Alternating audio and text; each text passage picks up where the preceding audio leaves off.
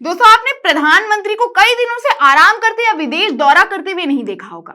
वो आजकल जनता से बहुत मिलने जा रहे हैं या कहीं आने वाले लोकसभा चुनाव के लिए इलेक्शन कैंपेन्स बहुत कर रहे हैं। लेकिन दोस्तों, क्या आप जानते हैं कि इन इलेक्शन कैंपेन्स में वो प्रधानमंत्री बनकर नहीं बल्कि अपने बीजेपी पार्टी के कैंपेन्स करने जाते हैं।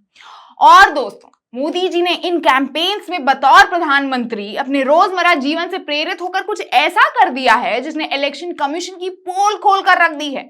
मोदी जी ने ऐसा क्या कर दिया है बताऊंगी आपको इस वीडियो में, तो वीडियो को अंत तक जरूर देखिएगा।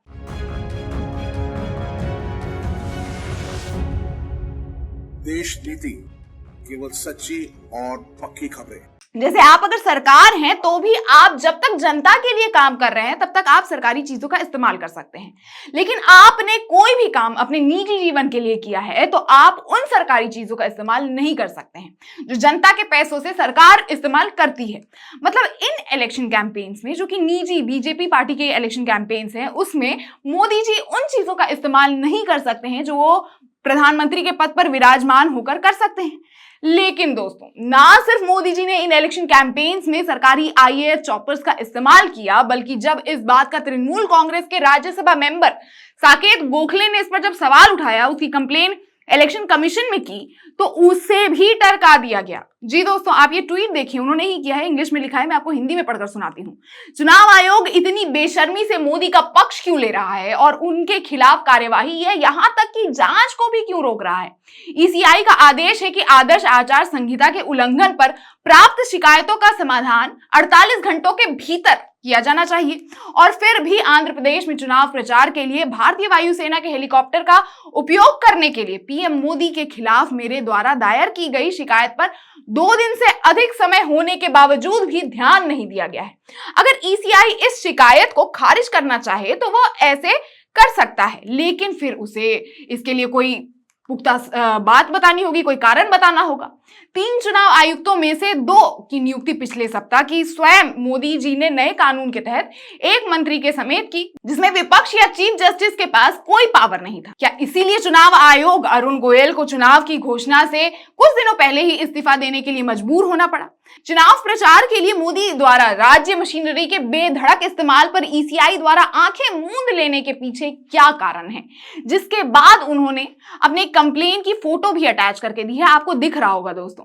चुनाव आयोग लिखता है, हम शर्मिंदा हैं आपके खेद के लिए, आपकी शिकायत नेशनल ग्रीवेंस सर्विस पोर्टल में दर्ज हो गई है। हम आपकी शिकायत पर विचार करेंगे, हम आपकी शिकायत का हल जल्द से जल्द लेकर आपके पास वापस आएंगे। जिसके बाद आप ये दूसरा भी फोटो देखिए दोस्तों, उस पर लिखा है, ऊपर में लिखा हुआ है received, in process, resolve and closed, लेकिन उसमें सिर्फ रिसीव, आप अगर देख सक रहे होंगे कि उसमें सिर्फ रिसीव्ड पर ही बत्ती जल रही है।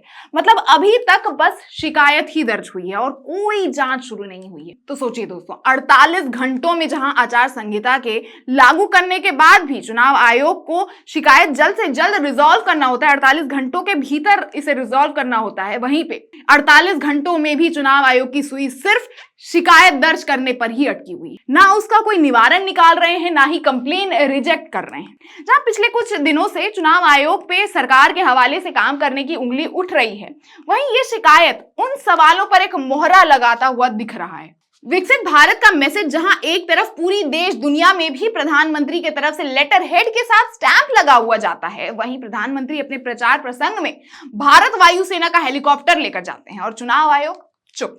ईवीएम पर सवाल पे सवाल उठते हैं, आंदोलन खुद सुप्रीम कोर्ट के वरिष्ठ वकील करते हैं, लेकिन शिकायत दर्ज होने पर चुनाव आयोग चुप।